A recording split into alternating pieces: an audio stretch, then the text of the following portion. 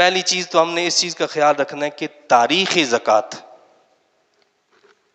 زکوٰۃ کی تاریخ کون سی ہے. لوگوں نے عموماً یہ سمجھ رکھا ہے کہ جی بس رمضان شریف آئے گا تو بس رمضان میں زکوٰۃ ادا کرو. ایسا نہیں ہے. زکوٰۃ کا جو ہے وہ رمضان المبارک سے کوئی تعلق اور واسطہ نہیں، یا زکوٰۃ کا کسی اور مہینے سے کوئی تعلق اور واسطہ نہیں ہے. زکوٰۃ کا واسطہ کس چیز سے ہے؟ تاریخ سے ہے. اور کس تاریخ سے ہے؟ قمری تاریخ. قمری تاریخ آپ سمجھتے ہیں نا، یعنی چاند کی تاریخ. یعنی یہ بالکل ایزی ہے، کوئی مشکل کام نہیں ہے اس کا. بالکل قمری تاریخ. مثال کے طور پر ایک بچی، اس کی شادی ہوتی ہے 1 رمضان کو، مثال ہے، اس کے پاس کچھ بھی نہیں تھا. 1 رمضان کو اس کی شادی ہوئی تو صاحب نصاب ہو گئی. اس کے پاس زیور آ گیا، یہ آ گیا، وہ آ گیا، تو گویا وہ کیا ہوگی؟ صاحب نصاب ہوگی. اب ہم نے ہمیشہ اسی تاریخ کو یاد رکھنا ہے، چاند کی تاریخ کو، 1 رمضان کو. یہ شمسی تاریخ نہیں چلے گی، کیونکہ چاند کے حساب سے آپ کو پتہ ہے کہ ہر سال 10 دن جو ہے وہ کم ہو جاتے ہیں.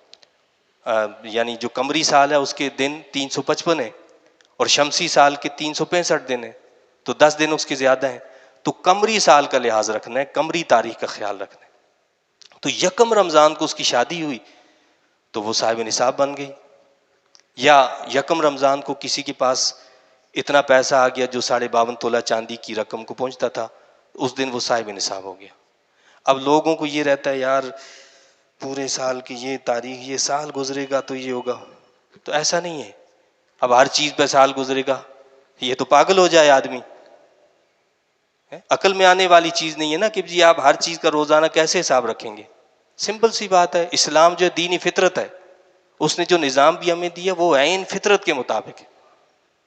تو ہم نے قمری سال کا تاریخ کا خیال رکھنا ہے. 1 تاریخ کو میں صاحب نصاب ہوا، وہ بچی صاحب نصاب ہو گئی. اب ہم نے یہ نہیں دیکھنا کہ جی سال میں کیا ہوا کیا نہیں ہوا.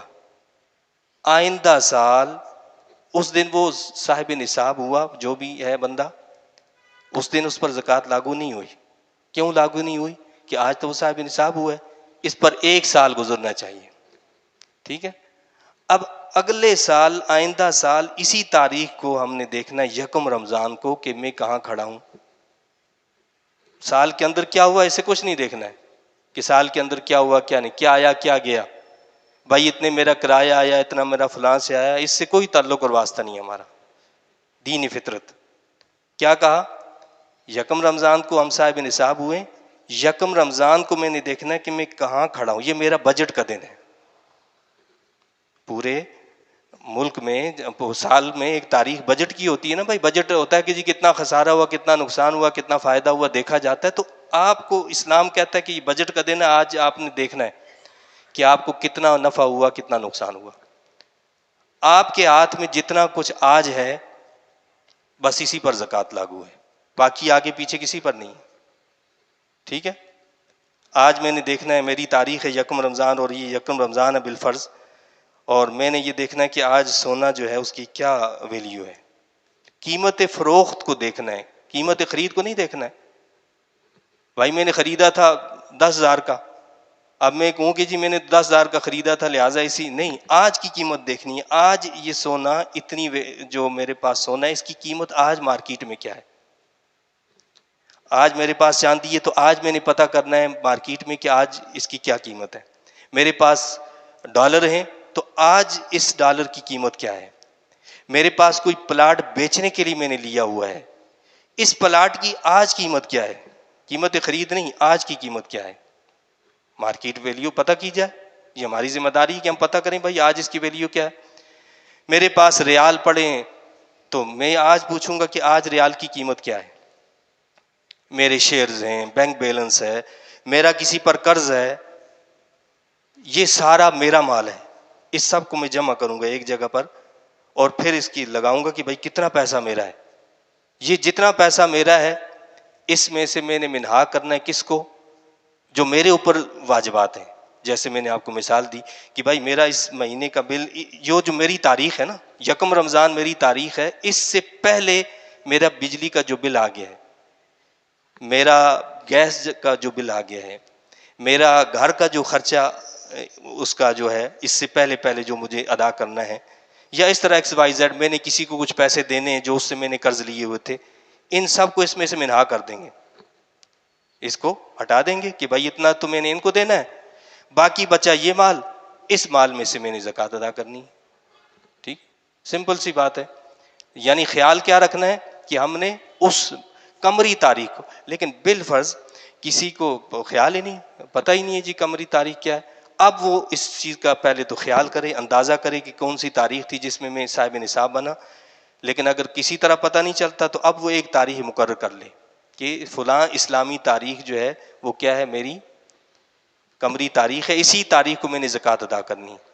ٹھیک ہے، اب اس تاریخ کا حساب لگا کے آپ نے زکوٰۃ ہمیشہ ادا کرنی، اسی ایک تاریخ کو. یہ نہیں کہ آج میں نے ایک تاریخ کو کیا، کل میں اگلے سال جو ہے 4 تاریخ کو کر رہا ہوں، پھر ایسا نہیں ہے، اسی ایک تاریخ کو. آپ کو پتہ ہے نا کہ ایک ایک گھنٹے سے چیزوں میں کتنا فرق آ جاتا ہے، سونے میں، چاندی کے، اس میں، ڈالر میں، یورو میں، مختلف چیزوں کے ریٹ بدلتے رہتے، تو اسی تاریخ کو آپ نے دیکھنا ہے. اب اس چیز کا بھی خیال رکھنا ہے کہ لوگ سمجھتے ہیں کہ جی یہ تو پیسے میرے پاس کل آئے، جو پیسہ آپ کے پاس کل آیا اس پر بھی زکوٰۃ لاگو ہے. ہر چیز پر سال گزرنا ضروری نہیں ہے، سال کے اینڈ کو دیکھنا ہے، سال کے آغاز کو دیکھنا ہے. بس سال کا اینڈ میرا اسی تاریخ کو ہے، سال کا آغاز ہوا ہے. اب پتہ چلا کہ جی یہ گاڑی تو یہ بیچنے کے لیے میں نے لی ہے تو کل لی ہے، یہ پلاٹ میں نے پرسوں لیا ہے، تو اس پہ تو سال گزرے گا. نہیں، سال نہیں گزرے گا، یہ جو میری تاریخ ہے اس پر میں نے اس کی زکوٰۃ ادا کرنی ہے جو مارکیٹ ویلیو اس کے مطابق. اور آج کی جو میری تاریخ گزر گئی، یعنی میں یکم رمضان کو زکوٰۃ ادا کرتا ہوں، اس کے بعد جو مال آئے گا اب اس کا حساب ادھر نہیں ہے، اب وہ آئندہ سال کے لیے گیا، اس سے ہمارا تعلق نہیں ہے. ہم نے اس سے پہلے پہلے کا کھاتا کلوز کرنا ہے. یکم رمضان تک کا میرا جو کھاتا ہے اس کو سارے کو کلوز کرنا ہے، فائنل کرنا ہے، اور اس پر زکوٰۃ ادا کرنی ہے. باقی جو معاملہ ہوگا کل جو کچھ آئے گا جو ہوگا وہ گیا آئندہ کے لیے، وہ آئندہ تاریخ کو دیکھا جائے گا. ٹھیک ہے جی. تو یہ حساب زکوٰۃ جو ہے وہ اسی تاریخ کو کرنا ہے. اور سال گزرنے کا مطلب بھی بتا دیا. تملیک ضروری ہے، وہ بھی میں نے آپ کو بتا دیا کہ جس کو زکوٰۃ دیں گے اس کا مالک بنا دیں گے، اس چیز کا مالک بنا دیں. ہمارے یہاں ایک بڑا، یعنی یہ بھی اگر کوئی لوگ جانا چاہیں جا سکتے ہیں، چونکہ ہمارا ٹائم پورا ہو چکا ہے، جو سننا چاہیں وہ سن سکتے ہیں. اور جو ہے میں نے اپنی پوری کوشش کی کہ آپ کو اس کا پورا ایک خاکہ سمجھا دوں، وہ تقریباً سمجھا دیا میں نے. ٹھیک ہے جی. تو ہمارے یہاں یہ ہوتا ہے کہ جی وہ تھوڑے تھوڑے پیسے دے کے ہم جو ہے، اسلام جو ہے وہ کیا کہتا ہے، اسلامی نظام جو ہمیں تعلیم دیتا ہے وہ یہ کہتا ہے کہ آپ زکوٰۃ اس طرح دو کہ اگلے بندے کو آئندہ کے لیے زکوٰۃ لینے والا نہیں، زکوٰۃ دینے والا بنا دو. بھائی ہم نے کسی کو ٹھیلا دے دیا کہ بنا کے کہ بھائی یہ تم مال اس کو دے دیا، فروٹ کا ٹھیلا لگا کے دے دیا، بھائی یہ لو اور کاروبار کرو، اور آئندہ کے لیے تم مانگنے والے نہیں دینے والے بن جاؤ. ٹھیک ہے. کسی کو ہم نے چھوٹا سا جو ہے کاروبار اور دے دیا، کوئی جو ہے سلائی مشین والا ہے، کوئی اور ایسا ہے، چھوٹے موٹے جو بھی کام ہیں، مطلب وہ کام دے دیا کہ بھائی یہ کام کرو، اس کو کام پہ لگا دیا. تو اس طرح معاشرے سے غربت ختم بھی ہوتی ہے اور زکوٰۃ لینے والا زکوٰۃ دینے والا بھی بن جاتا ہے. اب ہم کیا ہوتا ہے جی وہ بس تھوڑے 1500 2000 4000 10,000 دے دیا، اب وہ بھی بیچارہ ہمیشہ بس مفلس بن کے رہتا ہے، نہ وہ اپنے پاؤں پہ کھڑا ہو سکتا ہے اور نہ ہم اس کو پاؤں پہ کھڑا دیکھنا چاہتے ہیں. تو اسلام کیا کہتا ہے کہ آپ ایسا بناؤ اگلے کو کہ وہ زکوٰۃ دینے والا بن جائے، لینے والا نہ ہو. اسی طرح ان ساری چیزوں میں ہم نے قیمت فروخت کا اعتبار کرنا ہے، اور جس چیز کو بیچنے کی نیت ہے وہ ساری کاروبار ہے، یہ چیز بھی خیال رکھیں. بعض لوگ سمجھتے ہیں کہ تجارت کا مقصد یہ ہے کہ جی مثلا میں نے دکان لگائی ہے تو یہ تجارت ہے. تجارت کا مطلب ہے ہر وہ چیز جو میں نے بیچنے کی نیت سے لی ہے وہ تجارت ہے. میں نے موبائل فون لیا ہے، اس کو بیچنا ہے، یہ تجارت ہے.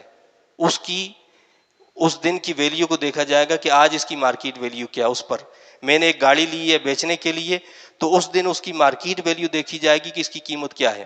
میں نے پلاٹ، دکان، مکان بیچنے کی نیت سے لیا ہے تو اس دن مارکیٹ ویلیو دیکھنی کہ اس کی قیمت کیا ہے، اس سب کی زکوٰۃ ادا کرنی ہے.